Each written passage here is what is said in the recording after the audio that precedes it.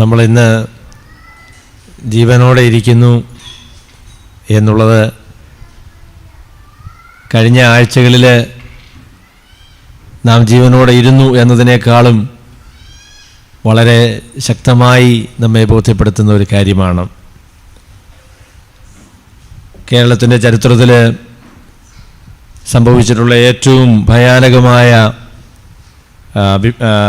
പ്രളയം നമ്മളെ ബാധിക്കുകയും അതിൽ നമ്മൾ വളരെ സങ്കടപ്പെടുകയും ചെയ്തു. എന്നാൽ ദൈവം വരുത്തിയ ഈ വിടുതലിനായിട്ട് ദൈവത്തിന് നന്ദിയോടെ സ്തോത്രം. പലപ്പോഴും നമ്മളുടെ പ്രകൃതി അനുസരിച്ച് പ്രശ്നങ്ങൾ ഉണ്ടാകുമ്പോൾ നമുക്കുണ്ടാകുന്ന ആകുലത, പ്രശ്നങ്ങൾ ദൈവം പരിഹരിച്ചു തരുമ്പോൾ പലപ്പോഴും നന്ദിയായിട്ട് രൂപപ്പെടാറില്ല. നമ്മൾ ആ പ്രശ്നങ്ങളുടെ നടുവിൽ വളരെ ഭാരപ്പെടുകയും ആകുലപ്പെടുകയും ചെയ്യും. ദൈവം അതിൽ നിന്ന് നമ്മളെ വിടുവിക്കുമ്പോൾ അതിന് അത്രത്തോളം നന്ദി പറയാനായിട്ട് നമുക്ക് സാധിക്കുന്നില്ല എന്നുള്ളത് ഒരു യാഥാർത്ഥ്യമാണ്. ഞാൻ പ്രസംഗിച്ചു വന്നതായിരിക്കുന്ന വേദഭാഗത്തിൻ്റെ തുടർച്ചയായിട്ടല്ല ഇന്ന് പ്രസംഗിക്കാനായിട്ട് ആഗ്രഹിക്കുന്നത്. നമ്മൾ നേരിട്ടതായിരിക്കുന്ന ഈ വലിയ പ്രതിസന്ധിയെ നമ്മൾ എങ്ങനെ കാണണം എന്നതിനെ സംബന്ധിച്ചുള്ള ഒരു സന്ദേശമാണ് ഇന്ന് ഞാൻ നിങ്ങളോട് പറയാമെന്ന് ആഗ്രഹിക്കുന്നത്. अपना बीच कोई भाइयों उपस्थित है, उत्तर भारत से आए हुआ भाइयों, उसको भी हम धन्यवाद देता है. हमको हिंदी में बोलने का he was able to speak in Hindi, Hindi में हम बोलेगा तो बहुत मुश्किल है, इसलिए മലയാളം में बोलेगा. അവരോട് ഹിന്ദിയിൽ പറയാൻ സാധിച്ചെങ്കിൽ, പകുതി ഹിന്ദിയിലാക്കാൻ സാധിച്ചെങ്കിൽ അതൊരു നല്ല കാര്യമായിരുന്നു. പക്ഷെങ്കിൽ അതിനുള്ള പ്രാവീണ്യമില്ലാതെ പോയതിൽ ഞാൻ സങ്കടപ്പെടുന്നു. ഇനിയും പ്രായമായിട്ടില്ല, അതുകൊണ്ട് ഇനിയും ഹിന്ദി പഠിക്കാനുള്ള കാലമുണ്ട്. ഇനി നോർത്ത് ഇന്ത്യയിലൊക്കെ പോയി നമുക്ക് ഹിന്ദി പഠിക്കാം എന്ന് ആശിക്കുക. അദ്ദേഹത്തിന് പക്ഷേ ട്രാൻസ്ലേറ്റ് ചെയ്യാനുള്ളതായിരിക്കുന്ന പ്രാഗൽഭ്യം ഒരു പക്ഷേ പരിചയം ഉണ്ടാവില്ല. ശരി, നമുക്ക് പറയാം. അല്ല, വൈകുന്നേരത്ത് അവർക്ക് ഇവിടെ ഒരു മീറ്റിംഗ് ഉണ്ട്. അതിന് അവർ വന്നാൽ കൂടുതൽ കാര്യങ്ങൾ അവർക്ക് മനസ്സിലാകും. അതും അവരോട് പറയാം അല്ലേ? Okay. Anyway, we are going to have a good time together. ദൈവം നമ്മളെ എല്ലാവരെയും ഒരുമിച്ച് സഹായിക്കട്ടെ. ഞാൻ ഓർക്കുന്നുണ്ട് 2001 സെപ്റ്റംബർ മാസം 9-ാം തീയതി ഞാനന്ന് ജോലിക്ക് വേണ്ടി ജോലി സ്ഥലത്തേക്ക് ഞാൻ ഡ്രൈവ് ചെയ്തുകൊണ്ട് ഇരിക്കുകയാണ്. ആ സമയത്താണ് ഞാൻ റേഡിയോയിൽ കേട്ടത്, ന്യൂയോർക്കിൽ വേൾഡ് ട്രേഡ് സെൻറ്ററിൽ ഒരു ചെറിയ എന്തോ അബദ്ധം ഉണ്ടായിട്ടുണ്ട്. അത് പരിശീലനത്തിന് വേണ്ടിയുള്ളതായിരിക്കുന്ന ഏതോ ചെറിയ പ്ലെയിന് അതിൽ വന്ന് തട്ടിയതായിരിക്കാം എന്നുള്ളതായ നിലയിൽ അവർ ആ കാര്യങ്ങളെക്കുറിച്ച് പറഞ്ഞു. എന്നാൽ ചില മിനിറ്റുകൾ, മണിക്കൂറുകൾ കഴിഞ്ഞപ്പോൾ യഥാർത്ഥത്തിൽ അത് അൽ-ഖയ്ദ അവിടെ നേതൃത്വത്തിലുള്ളതായിരിക്കുന്ന ആളുകൾ 3 പ്ലെയിന് തട്ടിയെടുത്ത്, അത് 4 തട്ടിയെടുത്തു. അതിൽ 2 വേൾഡ് ട്രേഡ് സെൻറ്ററിലേക്ക് അവർ പറപ്പിച്ച് അതിൽ മനഃപൂർവ്വം ഇടിച്ചതാണ് എന്നുള്ള കാര്യം പിന്നീടാണ് മനസ്സിലായത്. അന്നത്തെ ദിവസം വളരെ ഭീതിജനകമായ, അത്യധികം നടുക്കം വരുത്തിയതായിരിക്കുന്ന ഒരു ദിവസമായിരുന്നു. അന്ന് 4500 ആളുകൾ, 110 നിലയുള്ളതായിരിക്കുന്ന 2 കെട്ടിടങ്ങൾ പ്ലെയിന് കൊണ്ടുചെന്ന് ഇടിച്ച് അത് മുഴുവനും മിനിറ്റുകൾക്കുള്ളിൽ അഗ്നിക്ക് ഇരയായി. അങ്ങനെ തകർന്നു വീഴുമെന്ന് അങ്ങനെ ആരും പ്രതീക്ഷിച്ചിരുന്നില്ല. എന്നാലത് 2 വലിയ കെട്ടിടങ്ങളും തകർന്നു പോയി. അതിൻ്റെ ഉള്ളിൽ 5000-ലധികം ആളുകൾ ഉണ്ടായിരുന്നു. അവരെല്ലാവരും മരിച്ചുപോയി. അത് ഒരു വലിയ നടുക്കമുണ്ടാക്കിയതായിരിക്കുന്ന സംഭവമായിരുന്നു. അതിനുശേഷം ഒരു ആളിനോട്, ഭക്തനായിരിക്കുന്ന R.C. സ്പ്രൗളിനോട് അന്നത്തെ ഒരു TV കമൻറ്റേറ്റർ ചോദിച്ചു, 9/11 എന്നാണ് അവർ പറയുന്നത്, അന്ന് ദൈവം എവിടെയായിരുന്നു എന്ന് അദ്ദേഹം ചോദിച്ചു. Where was God on 9/11? അപ്പോഴതിന് RC, അദ്ദേഹം ഒരു ദൈവഭക്തനായ മനുഷ്യനാണ്, അദ്ദേഹം പറഞ്ഞ മറുപടി വളരെ ധൈര്യമുള്ള ഒരു മറുപടിയായിരുന്നു. അദ്ദേഹം പറഞ്ഞു, സെപ്റ്റംബർ 9 ദൈവം എവിടെയായിരുന്നു എന്ന് ചോദിച്ചാൽ സെപ്റ്റംബർ 8 ദൈവം എവിടെയായിരുന്നുവോ അവിടെ തന്നെ ആണ് ദൈവം എന്ന് അദ്ദേഹം പറഞ്ഞു.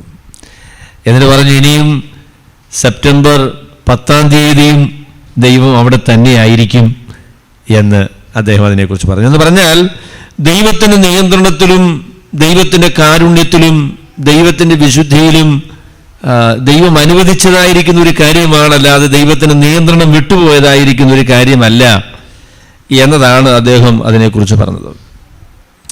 ജീവിതത്തിൽ വലിയ സങ്കടങ്ങളും ദുഃഖങ്ങളും അത്യാഹിതങ്ങളും ഇതുപോലെയുള്ളതായിരിക്കുന്ന പ്രകൃതിക്ഷോഭങ്ങളും ഒക്കെ ഉണ്ടാകുമ്പോൾ സാധാരണ ആളുകൾ ചോദിക്കുന്ന ഒരു ചോദ്യമാണ്, ആ കമന്റേറ്റർ ചോദിച്ചതായിരിക്കുന്ന ചോദ്യം, where is God when it hertz?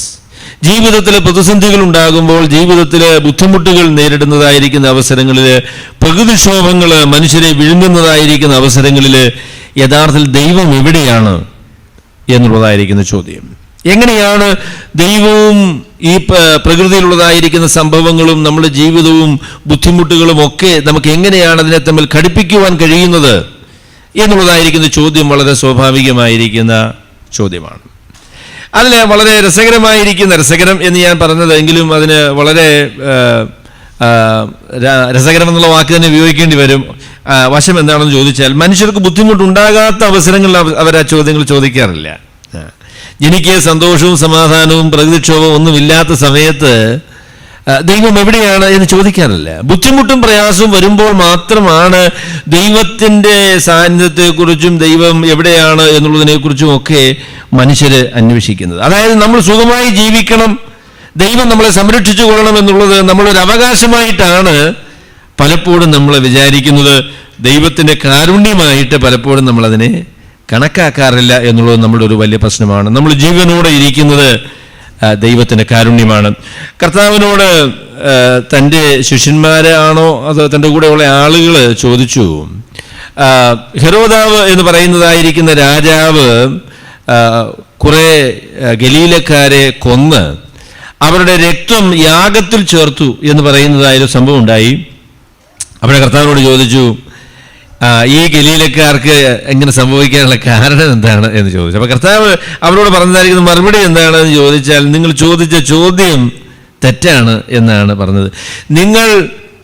എന്നിട്ട് കർത്താവ് പറഞ്ഞു, ശീലോയില് അവിടെ ഗോപുരം വീണ് മരിച്ചു പോയതായിരിക്കുന്ന 18 പേര് നിങ്ങളെക്കാളൊക്കെ പാപികളാണ് എന്ന് നിങ്ങൾ വിചാരിക്കുന്നുണ്ടോ എന്ന് ചോദിച്ച കർത്താവ് പറഞ്ഞു, അല്ലല്ല, മാനസാന്തരപ്പെടാഞ്ഞാൽ നിങ്ങൾ എല്ലാവരും അങ്ങനെ തന്നെ നശിച്ചു പോകുമെന്ന് പറഞ്ഞു. എന്ന് പറഞ്ഞതിൻ്റെ അർത്ഥം എന്താണെന്ന് ചോദിച്ചാൽ, ദൈവത്തോട് ചോദിക്കേണ്ട ചോദ്യം, കർത്താവെ ഞങ്ങൾ എന്തുകൊണ്ടാണ് ഈ ഗോപുരം ഞങ്ങളുടെ തലയിൽ വീഴാഞ്ഞത് എന്ന ചോദ്യമാണ്. എന്തുകൊണ്ടാണ് വീണത് എന്നതിനേക്കാളും മെച്ചമായ ചോദ്യം എന്നാണ് കർത്താവിനോട് പറഞ്ഞത്. ദൈവം നമ്മളുടെ പാപങ്ങൾക്ക് ഒത്തവണ്ണം നമ്മളോട് ഇടപെടുവാൻ തീരുമാനിച്ചിരുന്നു എങ്കിൽ നമ്മൾക്ക് ആർക്കും ഈ ലോകത്തിൽ ജീവിക്കുവാനായിട്ട് കഴിയുമായിരുന്നില്ല. നാം ആയിരിക്കുന്നത് ദൈവത്തിൻ്റെ കരുണയാലാണ് എന്നുള്ളതായിരിക്കുന്ന കാര്യം നമ്മൾ ഓർക്കേണ്ടതാണ്. അപ്പൊ ഈ പ്രതിസന്ധിയുടെ നടുവിൽ നമ്മൾ എങ്ങനെയാണ് ഇതിനെ തരണം ചെയ്യേണ്ടത്, നേരിടേണ്ടത് എന്നുള്ളതിനെക്കുറിച്ച് ചില ചിന്തകൾ ഞാൻ പറയാനായിട്ട് ആഗ്രഹിക്കുന്നു.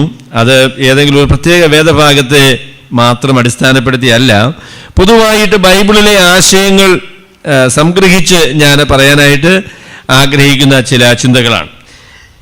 എന്നാൽ എൻ്റെ ചിന്തകൾക്ക് ഒരു മുഖവുര എന്നുള്ള രീതിയിൽ ഞാൻ ഒരു വേദഭാഗം വായിക്കാനായിട്ട് ആഗ്രഹിക്കുന്നു. അത് റോമർക്ക് അപ്പോസ്തലനായ പൗലോസ് എഴുതിയതായിരിക്കുന്ന ലേഖനം, അതിൻ്റെ 8-ാമത്തെ അധ്യായത്തിൻ്റെ 18 മുതൽ 25 വരെയുള്ളതായിരിക്കുന്ന വാക്യങ്ങളാണ്. ഈ വാക്യങ്ങളുടെ ഒരു വിശദീകരണമല്ല ഞാൻ പ്രധാനമായും നിങ്ങളോട് പറയാനായിട്ട് പോകുന്നത്. എന്നാൽ ഇത് ഞാൻ പറയാൻ പോകുന്ന കാര്യങ്ങൾക്ക് ഒരു മുഖവുരയാകും എന്നുള്ളത് കൊണ്ടാണ് ഞാൻ ഈ വാക്യങ്ങൾ നിങ്ങളുടെ മുൻപിൽ വായിക്കുന്നത്. റോമർക്ക് അപ്പോസ്തലനായ പൗലോസ് എഴുതിയതായിരിക്കുന്ന ലേഖനം, അതിൻ്റെ 8-ാമത്തെ അധ്യായത്തിൻ്റെ 18 മുതൽ 25 വരെയുള്ളതായിരിക്കുന്ന വാക്യങ്ങൾ ഞാൻ വായിക്കുന്നു. നമ്മിൽ വെളിപ്പെടുവാനുള്ള തേജസ് വിചാരിച്ചാൽ ഈ കാലത്തിലെ കഷ്ടങ്ങൾ സാരമില്ല എന്ന് ഞാൻ എണ്ണുന്നു. സൃഷ്ടി ദൈവപുത്രന്മാരുടെ വെളിപ്പാടിനെ ആകാംക്ഷയോടെ കാത്തിരിക്കുന്നു. സൃഷ്ടി ദ്രവത്വത്തിൻ്റെ ദാസത്വത്തിൽ നിന്ന് വിടുതലും ദൈവമക്കളുടെ തേജസ്സാകുന്ന സ്വാതന്ത്ര്യവും പ്രാപിക്കും എന്നുള്ള ആശയോടെ മായയ്ക്ക് കീഴ്പ്പെട്ടിരിക്കുന്നു. മനഃപൂർവ്വമായിട്ടല്ല, അതിനെ കീഴ്പ്പെടുത്തിയവൻ്റെ കൽപ്പന നിമിത്തം അത്രേ. സർവ്വസൃഷ്ടിയും ഇന്നുവരെ ഒരുപോലെ ഞരങ്ങി ഈറ്റുനോവോടെ ഇരിക്കുന്നു എന്ന് നാം അറിയുന്നുവല്ലോ. ആത്മാവെന്ന ആദ്യദാനം ലഭിച്ചിരിക്കുന്ന നാമും നമ്മുടെ ശരീരത്തിൻ്റെ വീണ്ടെടുപ്പായ പുത്രത്വത്തിന് കാത്തുകൊണ്ട് ഉള്ളിൽ ഞരങ്ങുന്നു.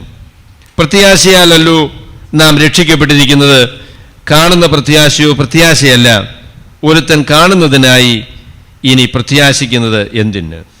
നാം കാണാത്തതിനെ പ്രത്യാശിക്കുന്നുവെങ്കിലോ അതിനായി ക്ഷമയോടെ കാത്തിരിക്കുന്നു.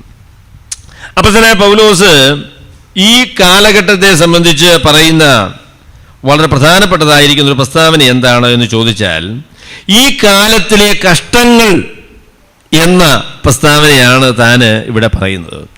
ഈ കാലഘട്ടത്തെക്കുറിച്ച് നമുക്ക് പറയാൻ കഴിയുന്നത്, അതായത് കർത്താവായ യേശുക്രിസ്തു ഈ ലോകത്തിലേക്ക് രണ്ടാമതും വരുന്നതിന് മുന്നമേ ഉള്ളതായിരിക്കുന്ന കാലഘട്ടം. അതിനെക്കുറിച്ച് പറയുമ്പോൾ പറയാൻ കഴിയുന്ന ഒരു പ്രധാനപ്പെട്ട പ്രസ്താവന എന്ന് പറയുന്നത് ഇത് കഷ്ടത്തിൻ്റെ കാലം എന്ന് പറയുന്നതായിരിക്കുന്ന പ്രസ്താവനയാണ്.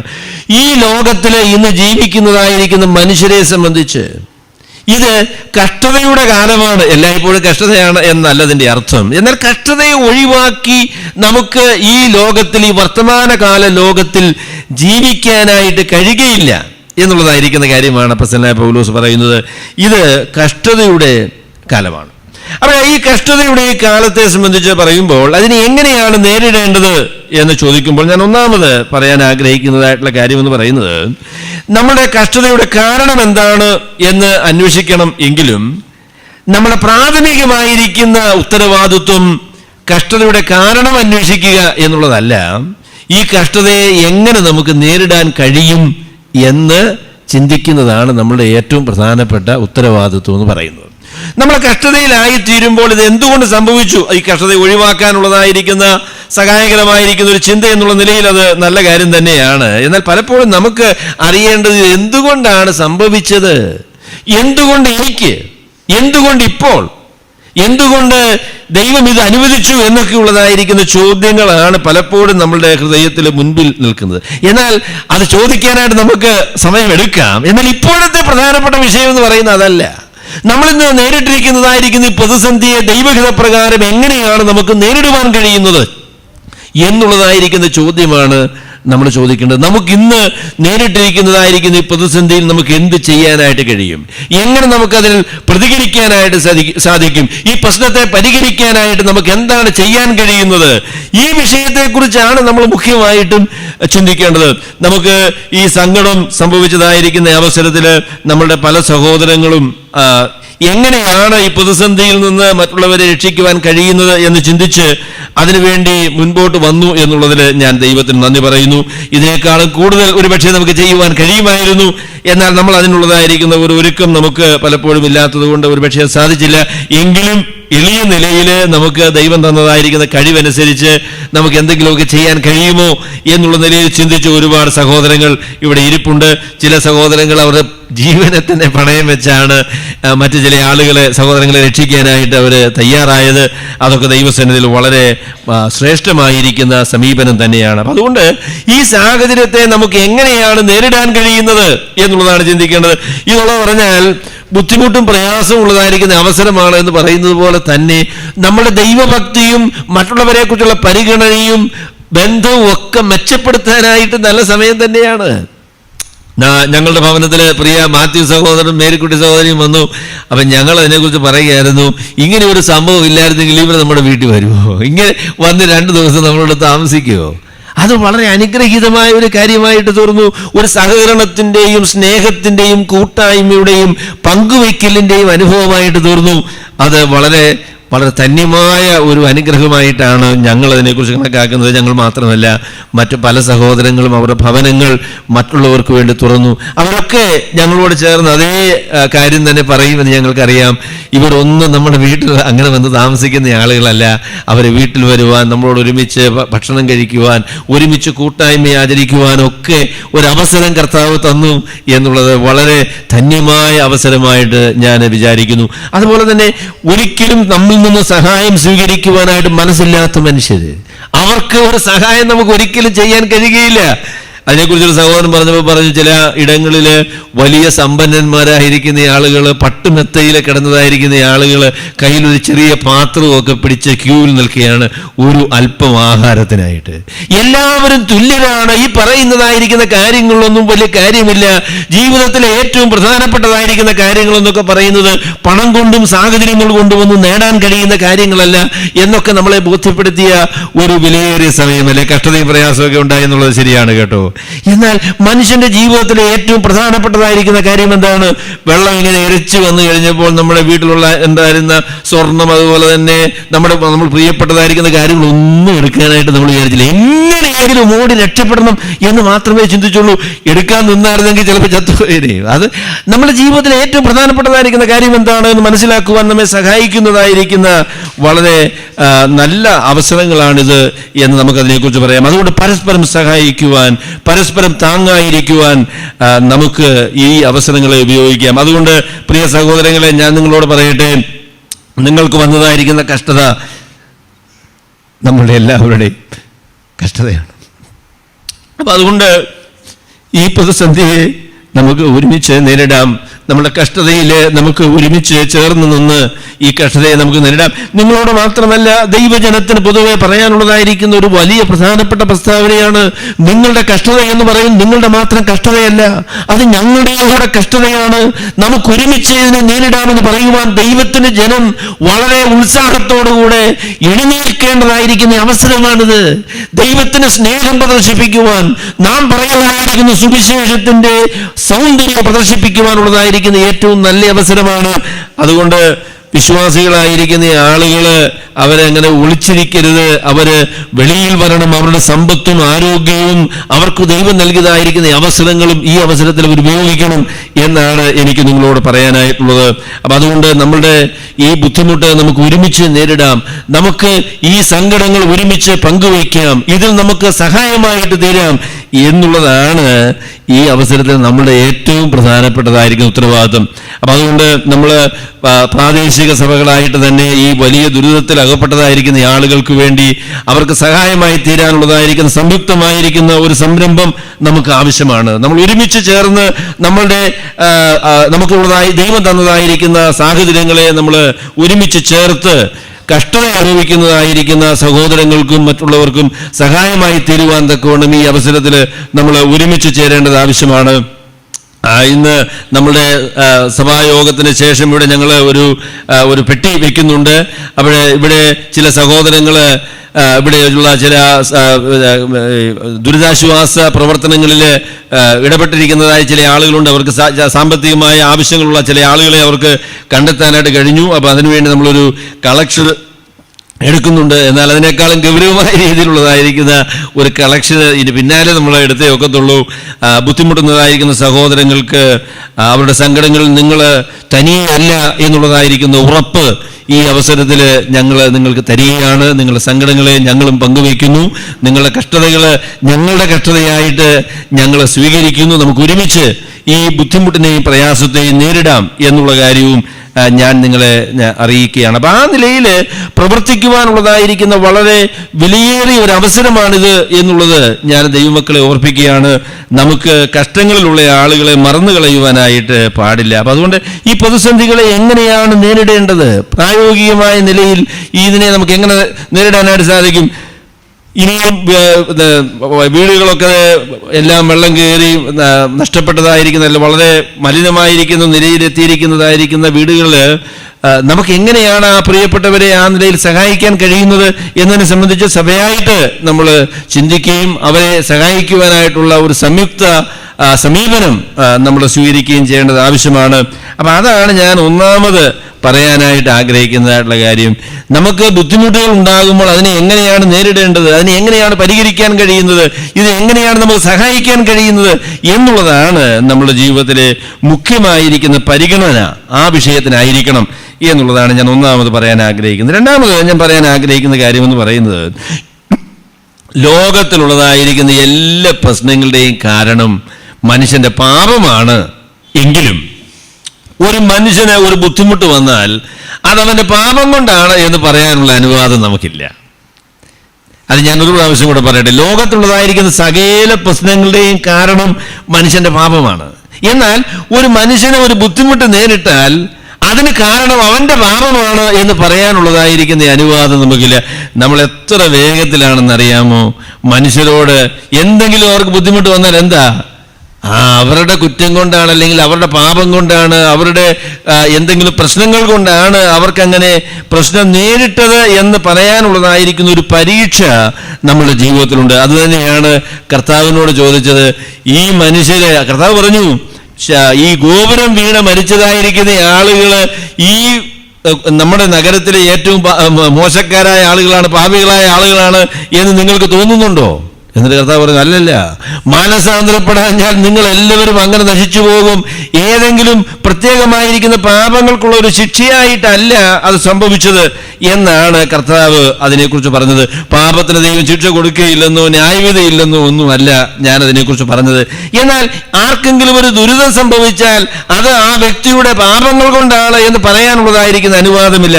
അതിന് മുന്നമേ ഞാൻ പറഞ്ഞ ആദ്യത്തെ ഭാഗത്തെക്കുറിച്ചുകൂടെ ഞാനൊന്ന് വിശദീകരിക്കട്ടെ. ലോകത്തിലുള്ളതായിരിക്കുന്ന മനുഷ്യരുടെ എല്ലാ പ്രശ്നങ്ങൾക്കും കാരണം മനുഷ്യരുടെ പാപമാണ് എന്നാണ് ദൈവത്തിന്റെ വചനം പറയുന്നത്. ദൈവം മനുഷ്യനെ സൃഷ്ടിച്ചതായിരിക്കുന്ന അവസരത്തിൽ ഇങ്ങനെയുള്ള പ്രശ്നങ്ങളൊന്നുമില്ലായിരുന്നു കേട്ടോ.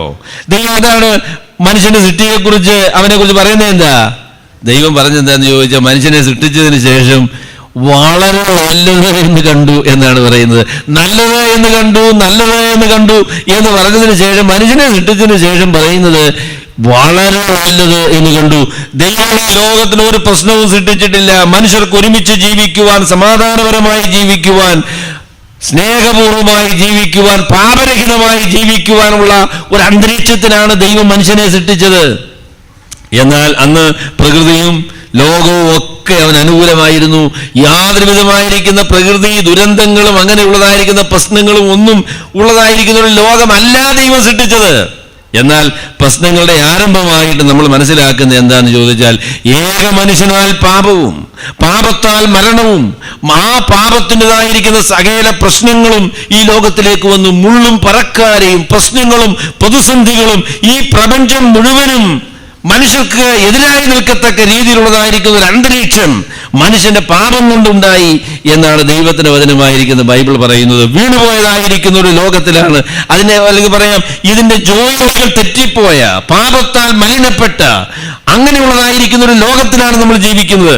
അതുകൊണ്ട് അതിൻ്റെതായിരിക്കുന്ന പ്രതിസന്ധികളും ബുദ്ധിമുട്ടുകളും ഇന്ന് ഈ വർത്തമാനകാല ലോകത്തിന് നേരിടേണ്ടതായിട്ട് വരും. പാപത്തിന്റെ ഗൗരവത്തെക്കുറിച്ച് കഴിഞ്ഞൊരു ദിവസം ഒരു ദൈവദാസൻ അതിനെക്കുറിച്ച് പറയുന്നത് കേട്ടു. ലോകത്തിലുള്ളതായിരിക്കുന്ന മനുഷ്യർക്ക് പാപം എന്ന് പറയുന്നതായിരിക്കുന്ന ഒരു ആശയമില്ല എന്ന് പറഞ്ഞു. പാപികളാണ്, പാപം എന്ന് പറയുന്നതായിരിക്കുന്ന ആശയമില്ല. തിന്മ എന്ന് പറയുന്ന ഒരു ആശയം മനുഷ്യർക്കുണ്ട്. പക്ഷേ പാപം എന്ന് പറയുന്ന ഒരു ആശയം അവർക്കില്ല. മനുഷ്യന്റെ പാപത്തിന്റെ ഗൗരവം, അവര് നീതിമാനായിരിക്കുന്ന ദൈവത്തിന്റെ മുൻപാകെ അവരുടെ നിലയെക്കുറിച്ചുള്ളതായിരിക്കുന്ന ചിന്ത, അതൊന്നും മനുഷ്യർക്കില്ല. എന്നാൽ ദൈവത്തിന് വചനമായിരിക്കുന്ന ബൈബിൾ പറയുന്നത് പാപം എന്ന് പറയുന്നത് ഈ പ്രപഞ്ചത്തിലെ ഏറ്റവും വലിയ പ്രശ്നമാണ്.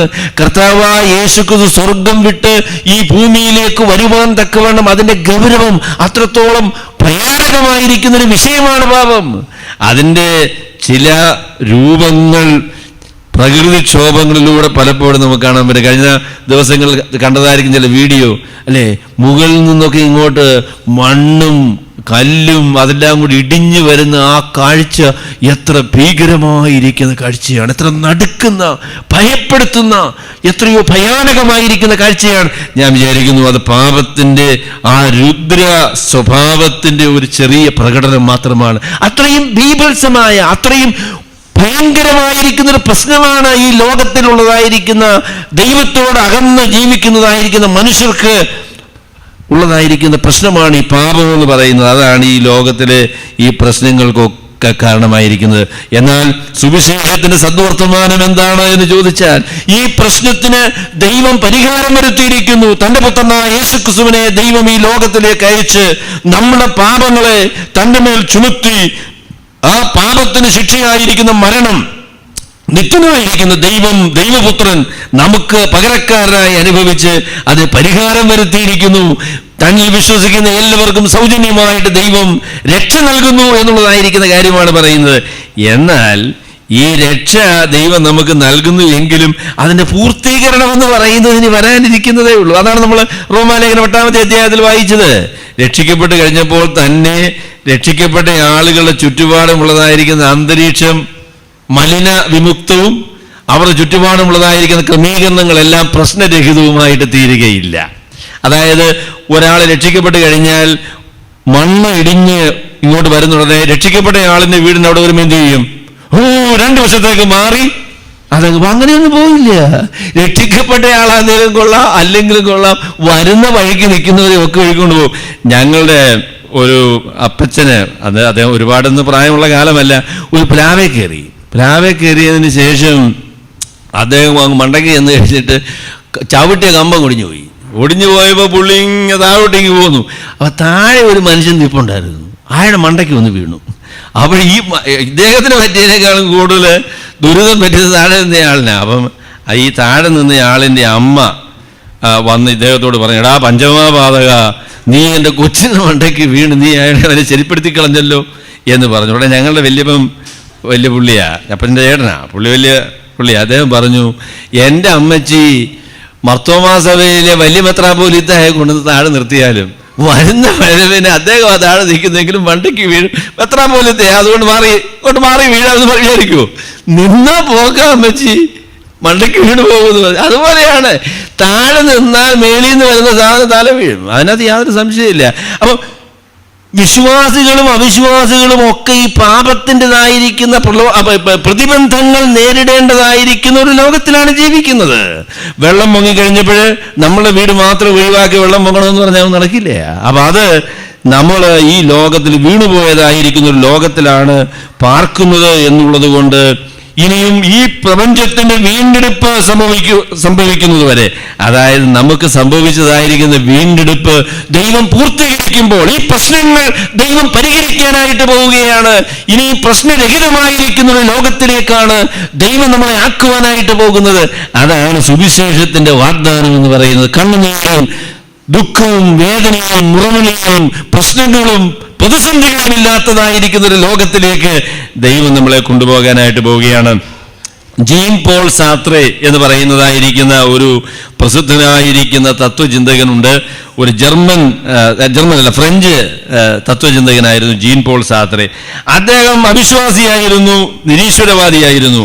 അദ്ദേഹം പറഞ്ഞ ഒരു പ്രസ്താവനയുണ്ട്. അദ്ദേഹം പറഞ്ഞു, ക്രിസ്തീയ വിശ്വാസം അനുസരിച്ച് ദൈവം നല്ലവനാണ്, ക്രിസ്തീയ വിശ്വാസം അനുസരിച്ച് ദൈവം സർവശക്തനാണ്. അപ്പൊ അതുകൊണ്ട് നല്ലവനായിരിക്കുന്ന സർവശക്തനായിരിക്കുന്ന ദൈവം തിന്മയെ അനുവദിക്കുന്നവനല്ല, എന്നാൽ തിന്മ നമ്മൾ കാണുന്നു. അതുകൊണ്ട് അങ്ങനെയുള്ളൊരു ദൈവം ഇല്ല എന്നാണ് അദ്ദേഹത്തിന്റെ വാദഗതി. അദ്ദേഹം അതാണ് പറഞ്ഞത്, നല്ലവനായിരിക്കുന്ന ദൈവം മാത്രമല്ല സർവശക്തനായിരിക്കുന്ന ദൈവം, താൻ ചിന്തിക്കുന്ന എല്ലാ കാര്യവും ചെയ്യാൻ കഴിവുള്ളവനായിരിക്കുന്ന ദൈവം. എന്നാൽ ഈ സർവശക്തനായിരിക്കുന്ന ദൈവം തിന്മയെ ഇല്ലായ്മ ചെയ്യുന്നില്ല. അപ്പൊ അതുകൊണ്ട് അങ്ങനെയുള്ളതായിരിക്കും ഒരു ദൈവം ഇല്ല എന്ന് അദ്ദേഹം പറഞ്ഞു. അത് വളരെ പ്രസിദ്ധമായിരിക്കുന്ന ഒരു വാദഗതിയാണ്, ഇന്നും അവിശ്വാസികൾ പറയുന്നതായിരിക്കുന്ന ഒരു വാദഗതിയാണ്. അപ്പൊ അതിന് നോർമൻ ഗൈസ്ലർ എന്ന് പറയുന്നതായിരിക്കുന്ന ഒരു ക്രിസ്തീയ പണ്ഡിതൻ, അദ്ദേഹം പറഞ്ഞൊരു മറുപടി ഞാൻ ഓർക്കുന്നു. അദ്ദേഹം പറഞ്ഞു, ദൈവം സർവശക്തനാണ്, ദൈവം സർവവിശുദ്ധനാണ്, ഈ ലോകത്തില് ഉള്ളതായിരിക്കുന്ന തിന്മയെ ദൈവം ഇല്ലായ്മ ചെയ്യാനില്ല, അതുകൊണ്ട് അങ്ങനെയുള്ള ദൈവമില്ല എന്നുള്ളത് അദ്ദേഹം പറഞ്ഞു. മൂന്നാമത്തെ പ്രസ്താവന ഒന്ന് പരിഷ്കരിക്കണമെന്ന് പറഞ്ഞു. ദൈവം ഇന്ന് വരെയും തിന്മയെ ഇല്ലായ്മ ചെയ്തിട്ടില്ല, ഇന്ന് വരെയും. അപ്പൊ ദൈവം ഈ തിന്മയെ ഇല്ലായ്മ ചെയ്യുക എന്ന് പറയുന്നത് ദൈവത്തിന്റെ പരിപാടിയിലുള്ളതായിരിക്കുന്ന കാര്യമാണ്. അതിനെ നിർമ്മാർജ്ജനം ചെയ്യുവാൻ, ഈ ലോകത്തിൽ നിന്ന് ഇല്ലായ്മ ചെയ്യുവാൻ, അല്ലെങ്കിൽ തിന്മയില്ലാത്തൊരു ലോകത്തിലേക്ക് നമ്മളെ കൊണ്ടുപോകുവാനായിട്ട് ദൈവം തീരുമാനിച്ചിരിക്കുകയാണ്. അപ്പൊ അതുകൊണ്ട് പാപമാണ് ഈ ലോകത്തിന്റെ പ്രശ്നമെന്ന് പറയുന്നത്. പാപം ഈ ലോകത്തിന്റെ പ്രശ്നമായിരിക്കുന്നത് കൊണ്ട് പാപപരിഹാരമാണ് അതിനുള്ളതായിരിക്കുന്ന പരിഹാരം എന്ന് പറയുന്നത്. ആത്യന്തികമായിട്ട് ഇതിനെ പരിഹരിച്ച് പാപരഹിതമായിരിക്കുന്ന, പ്രശ്നരഹിതമായിരിക്കുന്ന ഒരു ലോകത്തിലേക്ക് നമ്മളെ കൊണ്ടുപോകുവാനായിട്ട് ദൈവം തീരുമാനിച്ചിരിക്കുകയാണ്. ആ കാലം വരെയും നമ്മുടെ പ്രശ്നങ്ങൾ മാറുകയില്ല. നമുക്ക് രോഗമുണ്ടാകും, ബുദ്ധിമുട്ടുണ്ടാകും, കഷ്ടങ്ങളുണ്ടാകും, പ്രതിസന്ധികളുണ്ടാകും. അതിലൊക്കെ അതിജീവിക്കുവാനുള്ള ദൈവകൃപയും അതിന്റെ നടുവിൽ ദൈവം നമുക്ക് തരും. അപ്പൊ അതുകൊണ്ട് പ്രശ്നരഹിതമായിരിക്കുന്ന ഒരു ലോകം വർത്തമാനകാലത്ത് സാധ്യമല്ല. എന്നാൽ ഭാവിയിൽ ദൈവം അത് നമുക്ക് വാഗ്ദാനം ചെയ്തിരിക്കണം. അതിനെക്കുറിച്ച് ഞാൻ മൂന്നാമത്തെ പോയിന്റായിട്ട് അല്പം കൂടെ വിശദമായിട്ട് ഞാൻ നിങ്ങളോട് പറയാം. അപ്പോഴേ പാപമാണ് മനുഷ്യന്റെ സകല പ്രശ്നത്തിന്റെയും കാരണമെങ്കിലും ഒരു പ്രശ്നം ഉണ്ടാകുമ്പോൾ അത് ആ മനുഷ്യന്റെ പാപം കൊണ്ടാണ് എന്ന് പറയാനുള്ളതായിരിക്കുന്ന അനുവാദം ദൈവം നമുക്ക് തന്നിട്ടില്ല. കാര്യം എന്താണെന്ന് ചോദിച്ചാൽ, ഈ ലോകത്തിലെ പ്രശ്നങ്ങൾ എന്തുകൊണ്ടുണ്ടാകുന്നു എന്നുള്ളത് വളരെ സങ്കീർണമായിരിക്കുന്ന ഒരു വിഷയമാണ്. അത് വളരെ ലളിതമായിരിക്കുന്ന ഒരു മറുപടി നൽകുവാനായിട്ട് നമുക്ക് സാധിക്കില്ല. ഈ ലോകത്തിലെ പ്രശ്നങ്ങൾ ഉണ്ടാകാനുള്ള കാരണമെന്ന് പറയുന്നത് അന്തരീക്ഷത്തിൽ വന്നതായിരിക്കുന്ന മലിനത കൊണ്ടാകാം, അല്ലെങ്കിൽ ഗ്ലോബൽ വാർമിംഗ് ആകാം, അല്ലെങ്കിൽ മനുഷ്യൻ തന്നെ ചെയ്തുണ്ടാക്കിയതായിരിക്കുന്ന ഈ തീരദേശത്തൊക്കെ ഉള്ളതായിരിക്കുന്ന അതെല്ലാം അവിടെ എല്ലാം കയ്യേറ്റം നടത്തി അവിടെയൊക്കെ വീടുണ്ടാക്കിയതൊക്കെ പ്രശ്നമാണ്.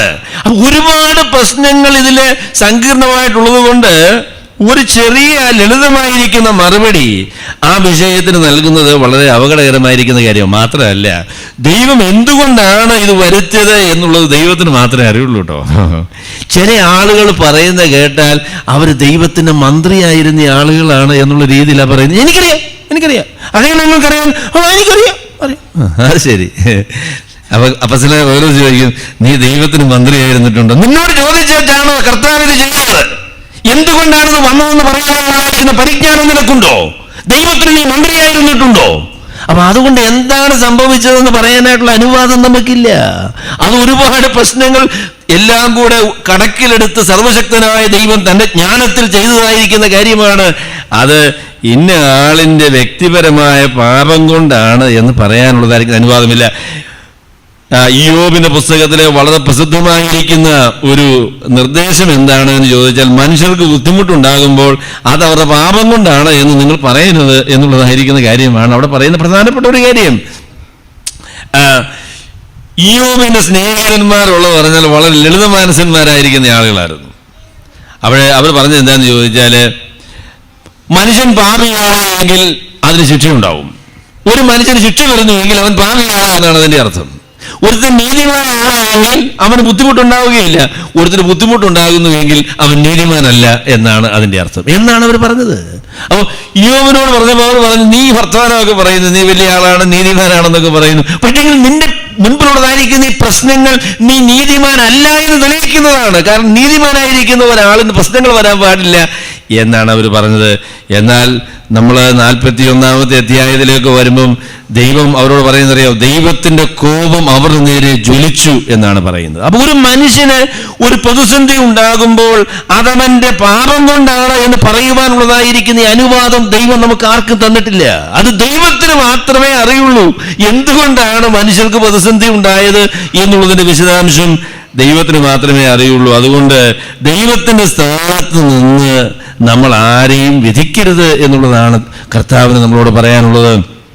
നമ്മളൊക്കെ പറയുന്ന മനുഷ്യന്റെ ഹൃദയത്തിലിരിക്കുന്ന ചിന്തകളൊക്കെ ദൈവത്തിന്റെ ഹൃദയത്തിലിരിക്കുന്ന ചിന്ത അറിയാവുന്ന രീതിയിലല്ലേ നമ്മൾ സംസാരിക്കുന്നേ.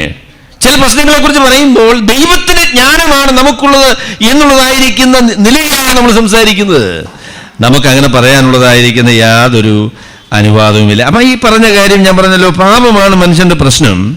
എന്നാൽ ഒരു മനുഷ്യന്റെ വ്യക്തിപരമായ പാപം കൊണ്ടാണ് അവന് ദോഷം സംഭവിച്ചത് എന്ന് പറയാനുള്ളതായിരിക്കുന്ന അനുവാദമില്ല. അപ്പൊ അതിനോട് ചേർത്ത് മൂന്നാമതായിട്ട് ഞാൻ പറയാൻ ആഗ്രഹിക്കുന്ന ഈ ഒരു കാര്യം എന്താണെന്ന് ചോദിച്ചാൽ, നമ്മുടെ പാപങ്ങള് കൊണ്ടാണോ നമുക്ക് പ്രശ്നങ്ങൾ ഉണ്ടായത് എന്നൊന്നും നമുക്കറിയില്ല. അങ്ങനെ പറയാനുള്ളതായിരിക്കുന്ന അനുവാദവും നമുക്ക് തന്നിട്ടില്ല. എന്നാൽ ഇങ്ങനെയുള്ളതായിരിക്കുന്ന സന്ദർഭങ്ങൾ നമ്മളെ സംബന്ധിച്ച് മാനസാന്തരപ്പെടാനുള്ള സമയങ്ങളാണ്. ഇങ്ങനെയുള്ളതായിരിക്കുന്ന പ്രതിസന്ധികൾ എന്ന് പറയുന്നത് നമ്മെ സംബന്ധിച്ച് വിനയപ്പെടുവാൻ, മാനസാന്തരപ്പെടുവാൻ, നമ്മളുടെ ഹൃദയത്തെ ദൈവസന്നിധിയിൽ വിനയപ്പെടുത്തുവാൻ ഉള്ളതായിരിക്കുന്ന അവസരമാണ്. ഞാൻ ഈ ചിത്രങ്ങളും ഒക്കെ കണ്ടു കഴിഞ്ഞപ്പോൾ എൻ്റെ ഹൃദയത്തിൽ കൂടെ കടന്നുപോയതായിരിക്കുന്ന ചിന്തകളെ ഞാൻ പരിശോധിച്ച് നോക്കിയപ്പോൾ അതെല്ലാം ദൈവസന്നിധിയിൽ സ്വീകാര്യമല്ല. അത് പാപത്തിൻ്റെ ചിന്തകൾ എൻ്റെ ഹൃദയത്തിലുണ്ടായി. ചില മനുഷ്യർക്ക് വന്നതായിരിക്കുന്ന ദുരിതത്തെക്കുറിച്ച് എനിക്ക് ആദ്യം കണ്ടപ്പോൾ അത്ര പ്രയാസം തോന്നിയില്ല.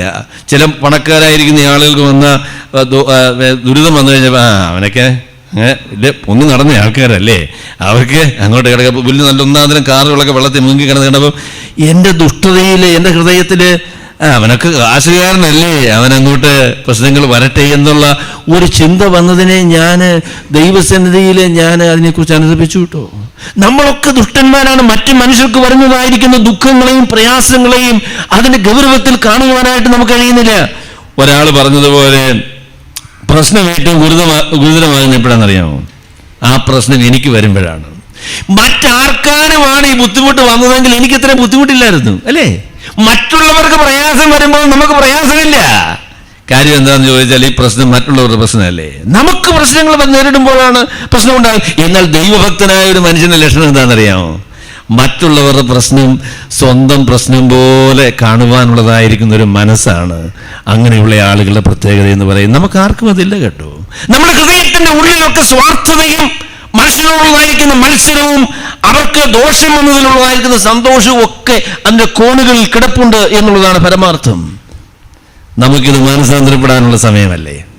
ദൈവസന്നിധിയിൽ വിനയപ്പെടും. കർത്താവേ, ഞങ്ങൾ എത്ര ദുഷ്ടന്മാരാണ്, ഞങ്ങൾ ഹൃദയത്തിൽ കൂടെ കടന്നു പോകുന്ന ചിന്തകൾ എത്ര അസ്വീകാര്യമാണ് എന്ന് പറഞ്ഞ് ദൈവമുമ്പിൽ താണു വീഴുവാൻ, വിനയപ്പെടുവാൻ, മാനസാന്തരപ്പെടുവാനുള്ള സമയമാണ്. കഷ്ടത അനുഭവിക്കുന്നവരെ കുറിച്ച് നമുക്ക് പറയാനുള്ളത് എന്താ? കർത്താവെ, ഞങ്ങളുടെയൊക്കെ ധൈര്യം ഞങ്ങൾ വിചാരിച്ച ഈ സാധനങ്ങളിലൊക്കെ ആയിരുന്നല്ലോ അല്ലേ? നമ്മൾ വിചാരിച്ചതായിരിക്കുന്ന വീട്, നമ്മളുടെ കാറ്, നമ്മളുടെ സാഹചര്യങ്ങൾ, നമ്മളുടെ വീടിൽ ഒരാൾ വന്ന് കാല് പൊക്കി ഭിത്തിയെ ചവിട്ടി, അപ്പോൾ പാട് വന്നു, ഹൃദയത്തിലൊരു വേദന വന്നു വരെ അല്ലേ? അങ്ങനല്ലായിരുന്നു. കാലിങ്ങനെ പൊക്കി വെച്ച് അദ്ദേഹത്തിൻ്റെ കാല് അങ്ങനെ പൊക്കി വയ്ക്കാൻ പാടില്ല, അത് വേറെ കാര്യം കേട്ടോ. നിങ്ങൾ വീട്ടിൽ പോകുന്നത് ഒരാളിന് ഭിത്തിയിൽ ഇങ്ങനെ കാല് വെച്ച് ചെളിയാക്കണ കാര്യമുണ്ടില്ല. പക്ഷെ അത് വെച്ചപ്പോൾ നമ്മുടെ ഹൃദയത്തിൽ എന്തൊരു ഭാരമായിരുന്നു. ഇന്ന് വെള്ളമെല്ലാം കൂടെ കയറി ആ വീടിൻ്റെ ഭംഗിയൊക്കെ പോയില്ലേ? നമ്മൾ വിചാരിച്ചതായിരിക്കുന്ന പ്രാധാന്യം ആ കാര്യങ്ങൾക്കൊക്കെ ഉണ്ടോ? ഇതൊക്കെ നമ്മുടെ നിയന്ത്രണത്തിലാണോ? നമ്മുടെ മൂല്യങ്ങൾ, നമ്മുടെ പ്രാധാന്യങ്ങൾ എന്താണ്? കഷ്ടത അനുഭവിക്കുന്ന ആളുകളോട് പറയാൻ എനിക്ക് എളുപ്പമായിട്ടോ. എന്നാൽ എൻ്റെ ഹൃദയത്തിൽ ഈ കാര്യങ്ങൾക്കൊക്കെ കൊടുത്തിരിക്കുന്ന പ്രാധാന്യം എന്താണ്? അവയ്ക്ക് ഞാൻ നൽകുന്നതായിരിക്കുന്ന വില എന്താണ് എന്നുള്ളത് ചിന്തിക്കാനുള്ള അവസരമാണ്.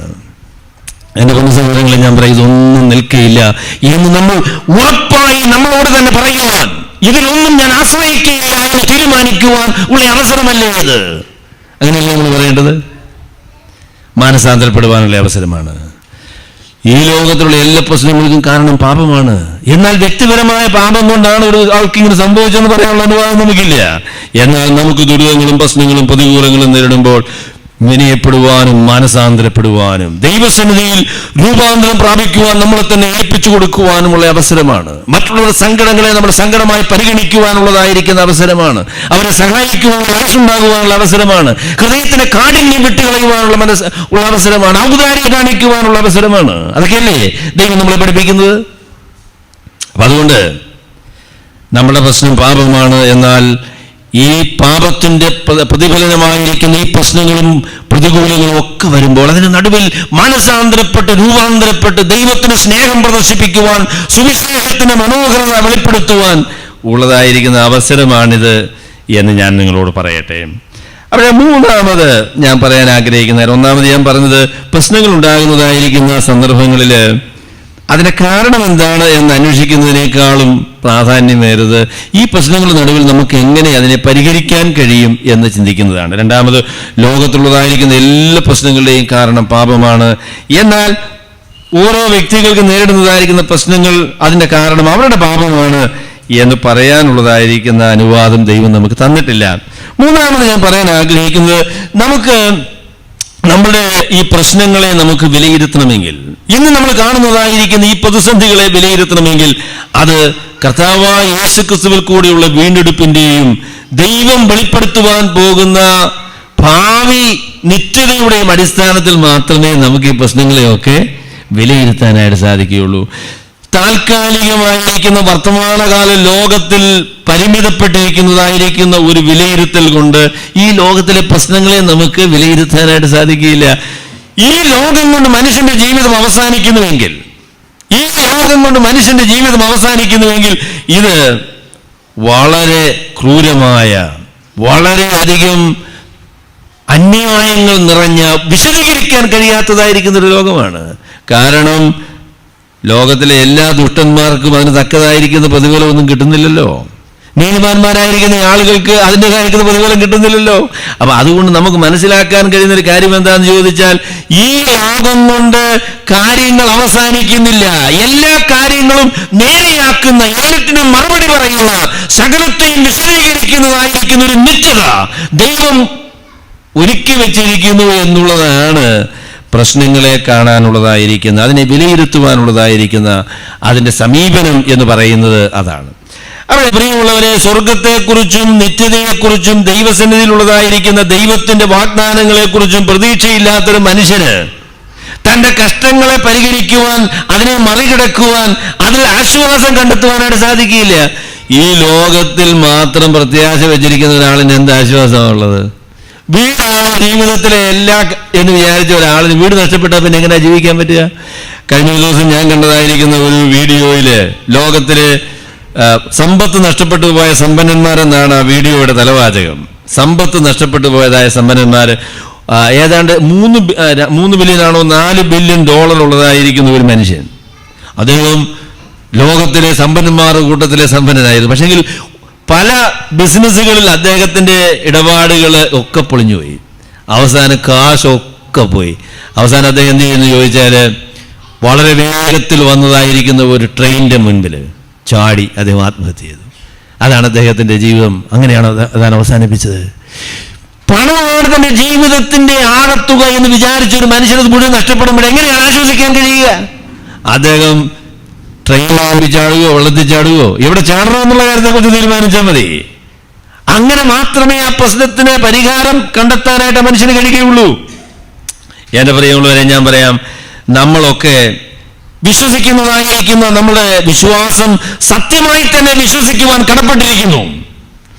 നമുക്ക് സ്വർഗമുണ്ടല്ലേ?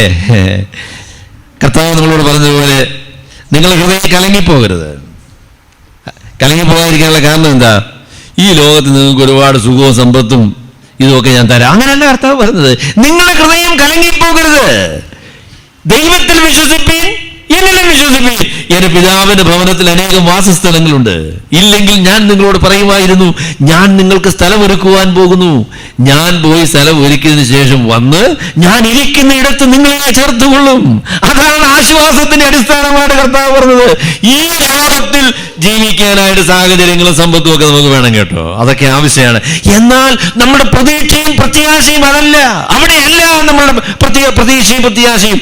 നമുക്ക് വരാനിരിക്കുന്നതായിരിക്കുന്ന ഒരു ലോകമുണ്ട്. അപ്പോസ്തലനായ പൗലോസിന്റെ ഭാഷയിൽ പറഞ്ഞാൽ, നമ്മൾ വെളിപ്പെടുവാനുള്ള തേജസ് വിചാരിച്ചാൽ. വേറൊരിടത്ത് കർത്താവ് അപ്പോസ്തലനായ പൗലോസ് പറയുന്നുണ്ട്, 2 കൊരിന്ത്യർ 4-ാമത്തെ അധ്യായത്തിൽ പറയുന്നുണ്ട്, തേജസിന്റെ ഘനം. അങ്ങനെയാണ്, the weight of glory. നമ്മിൽ വെളിപ്പെടുവാനുള്ള തേജസ് വിചാരിച്ചാൽ ഈ കാലങ്ങളിലെ കഷ്ടങ്ങൾ സാരമില്ല എന്നുള്ളൂ. നമുക്ക് ഈ ലോകത്തിൽ എന്തെല്ലാം കിട്ടിയാലും വരാനിരിക്കുന്ന തേജസ്സുമായിട്ട് അതിനെ ഒരിക്കലും തുലനപ്പെടുത്തുവാനായിട്ട് സാധിക്കില്ല. നമ്മുടെ പ്രതീക്ഷയും പ്രത്യാശയും ധൈര്യവും വരുവാനുള്ളതായിരിക്കുന്ന ദൈവത്തിന്റെ വാഗ്ദാനങ്ങളുടെ നിവൃത്തിയിലാണ്. എന്റെ പ്രിയമുള്ളവരെ, ഞാൻ പറയാം, നമ്മുടെ പ്രതീക്ഷയും നമ്മുടെ ധൈര്യവും എന്ന് പറയുന്നത് ഈ വാഗ്ദാനങ്ങൾക്ക് വേണ്ടി കർത്താവായ യേശുക്രിസ്തുവിൽ കൂടെ ദൈവം നമ്മളെ ഒരുക്കി എന്നുള്ളതാണ് നമ്മളുടെ ഏറ്റവും വലിയ ധൈര്യം എന്ന് പറയുന്നത്. ഞാൻ പറയാം, ലോകത്തിലെ ഏറ്റവും വലിയ സങ്കടം, ഏറ്റവും വലിയ ദുരിതം, ഏറ്റവും വലിയ അനീതി, ഏറ്റവും വലിയ ആപത്ത് എന്ന് പറയുന്നത് കർത്താവായ യേശുക്രിസ്തുവിനാണ് നേരിട്ടത്. ഏറ്റവും വലിയ ആപത്ത് കർത്താവ് നേരിട്ടതിനേക്കാളും വലിയ ആപത്ത് ആരും ഈ ലോകത്തിൽ നേരിട്ടിട്ടില്ല, അല്ലേ? നീതിമാനും നിഷ്കളങ്കനും നിയമവാദ്യനുമായിരിക്കുന്ന പാപമെന്തെന്നറിഞ്ഞിട്ടില്ലാത്ത കർത്താവായ യേശുക്രിസ്തുവിനെ ആ മരക്കുരിശിൽ ഉയർത്തി വെച്ചതാണ്.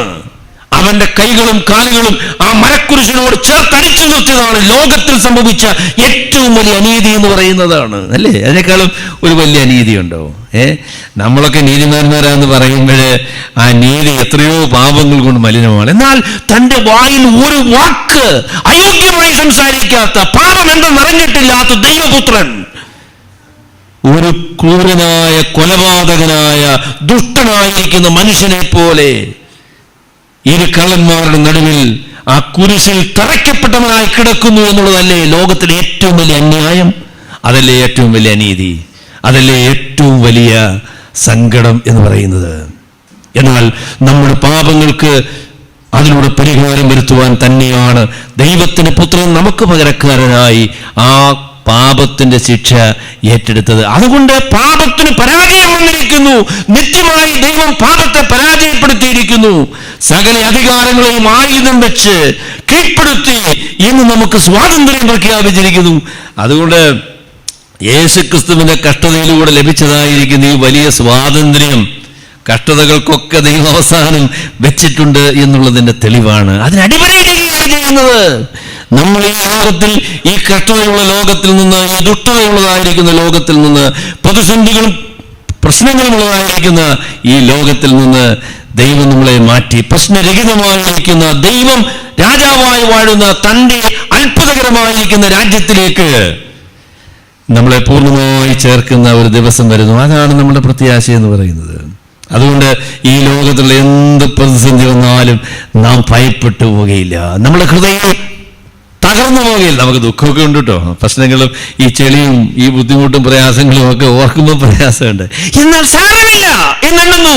കാരണം നമ്മിൽ വെളിപ്പെടുവാനുള്ള തേജസ് വിചാരിച്ചാൽ ഇതൊക്കെ ഒരു താൽക്കാലിക ഒരു സത്രം എന്ന പോലെ ഉള്ളൂ. നമ്മുടെ ഹൃദയം അതിൽ ഉറച്ചു പോയാൽ നമുക്കതിൽ നിന്ന് നമ്മുടെ ഹൃദയത്തെ രക്ഷപ്പെടുത്താം. അല്ലേ? അതിൽ നിന്ന് രക്ഷപ്പെടുത്താം. ഇതൊക്കെ ഒരു സത്രം എന്ന പോലെ ഉള്ളൂ.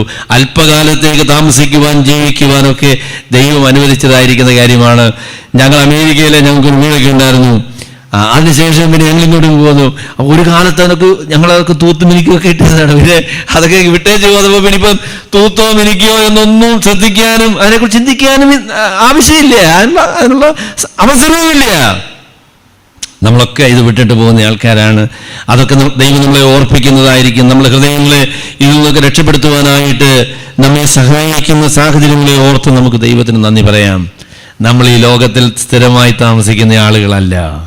നമ്മിൽ വെളിപ്പെടുവാനുള്ള തേജസ് വിചാരിച്ചാൽ ഈ കാലങ്ങളിലെ കഷ്ടങ്ങൾ സാരമില്ല എന്ന് നാം എണ്ണുന്നു. കർത്താവായ യേശുക്രിസ്തുവിൽ കൂടെ ഉള്ളതായിരിക്കുന്ന വീണ്ടെടുപ്പും ദൈവം നമുക്ക് വേണ്ടി ഒരുക്കിയിരിക്കുന്ന നിത്യതയാണ് ഈ ലോകത്തിലെ കഷ്ടങ്ങളെ വിശദീകരിക്കുവാനും അതിനെ നേരിടുവാനും നമ്മളെ പ്രാപ്തിപ്പെടുത്തുന്ന ഏറ്റവും വലിയ അടിസ്ഥാനം എന്ന് പറയുന്നതാണ്. നാം വരുവാനുള്ളതിന് വേണ്ടി കാത്തിരിക്കുന്നു. നാം കർത്താവായ യേശുക്രിസ്തുവിന് വേണ്ടി കാത്തിരിക്കുന്ന ആളുകളാണ്. നാം സ്വർഗത്തിന് അവകാശികളാണ്, ദൈവരാജ്യത്തിന് അവകാശികളാണ്. അപ്പൊ അതുകൊണ്ട് ഈ പ്രശ്നങ്ങളൊന്നും നമ്മളെ അടിസ്ഥാനപരമായിട്ട് ബാധിക്കുകയില്ല. നമുക്ക് പ്രതീക്ഷയും പ്രത്യാശയും ദൈവസന്നിധിയിലുണ്ട്. കാണുന്ന ദൈവമക്കളെന്ന് വിളിക്കപ്പെടുവാൻ പിതാവ് നമുക്ക് എത്ര വലിയ സ്നേഹം നൽകിയിരിക്കുന്നു. അങ്ങനെ തന്നെ നാം ആകുന്നു. നാം അവനെ താനിരിക്കുമ്പോൾ തന്നെ കാണുന്നതാകൊണ്ട് അവനോട് സദസ്യന്മാരാകും എന്ന് അറിയുന്നു. കർത്താവ് താൻ ഗംഭീരനാദത്തോടും പ്രധാന ദൂതന്റെ ശബ്ദത്തോടും ദൈവത്തിന്റെ കാഹളത്തോടും കൂടെ സ്വർഗത്തിൽ നിറങ്ങി വരികയും ക്രിസ്തുവിൽ മരിച്ചവർ മുൻപേ ഉയർത്തെഴുന്നേൽക്കുകയും ചെയ്യും. കാഹളത്തിന്റെ ശബ്ദത്തിന് വേണ്ടി ഈ വലിയ മഴയും ഈ പ്രശ്നമൊക്കെ ഉണ്ടായി ആകപ്പാടെ അന്തരീക്ഷം ഇങ്ങനെ മൂടിക്കെട്ടിയപ്പം എനിക്കൊരു ചെറിയ സംശയം തോന്നി, കാഹളത്തിന്റെ ശബ്ദം വല്ലതും ഇനി അതിൻ്റെ കൂടെ കേൾക്കുമെന്ന്. എന്റെ പ്രിയമുള്ളവരെ, കാഹളത്തിന് ശബ്ദത്തിന് വേണ്ടി കാത്തിരിക്കുവാൻ നമുക്ക് അതിനുള്ളതായിരിക്കുന്ന ശ്രദ്ധ ആവശ്യമാണ്. കർത്താവ് താൻ ഗംഭീരനാദത്തോടും പ്രധാന ദൂതന്റെ ശബ്ദത്തോടും ദൈവത്തിന്റെ കാഹളത്തോടും കൂടെ സ്വർഗത്തിൽ നിറങ്ങി വരുവാൻ അതിനുവേണ്ടിയുള്ള കാലം ആസന്നമായിരിക്കുന്നു. അതിനുവേണ്ടി കാത്തിരിക്കുന്ന ആളുകളാണ്. ഈ ലോകത്തുള്ളതായിരിക്കുന്ന കാര്യങ്ങളൊക്കെ കർത്താവ് ഒരു തൽക്കാലത്തേക്ക് നമുക്ക് തന്നതാണ്. അതിൽ കുറച്ച് വെള്ളം കയറുകയോ എന്തെങ്കിലുമൊക്കെ സംഭവിക്കുകയോ ചെയ്തുവെങ്കിൽ അതൊക്കെ പോകട്ടെ. അത് നമുക്ക് പരിഹരിക്കാനായിട്ട് അവസരങ്ങൾ തരുന്നുവെങ്കിൽ നമുക്കത് പരിഹരിക്കാം. വലിയ കാര്യമായി പരിഹരിക്കാൻ പറ്റിയില്ലെങ്കിലും നമുക്കതിനെക്കുറിച്ച് ഒരുപാട് സങ്കടപ്പെടുവാനില്ല.